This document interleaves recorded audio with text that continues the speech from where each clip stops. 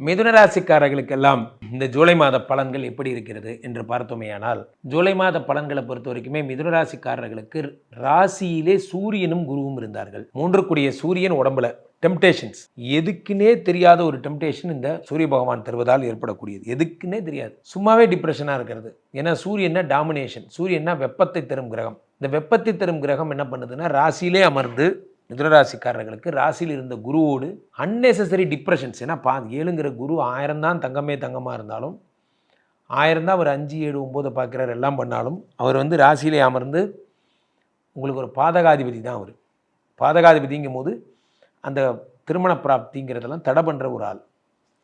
அவரோட சேர்ந்த சூரியன்கிறது என்ன ஆகுதுன்னா, அவரோட சேர்ந்த சூரியன் ராசியிலே இருக்கின்ற குருவோடு சேர்ந்து இன்னும் அதிகபட்ச டாமினேஷனை, வீட்டுக்குள்ளே ஒரு நிம்மதி, எப்போ பார்த்தாலும் சண்டை, சார் ஏன்னே தெரில, ஒரே சண்டையாக வருது, இதெல்லாம் கொடுத்துருப்பார். அப்படிப்பட்ட சூரிய பகவான் 2ஆம் வீட்டிற்கு செல்லுகிறார். உங்களுக்கு 3 கூடையவர் 2ஆம் வீட்டில் வருகிறார். நான் ஏற்கனவே சொல்லியிருக்கேன், 3ஆம் இடம் என்பது என்ன? 3ஆம் இடம் என்பது இளைய சகோதரம், சகோதரர்களால் கிடைக்கக்கூடிய நன்மைகள், இதெல்லாம் 3ஆம் இடம்.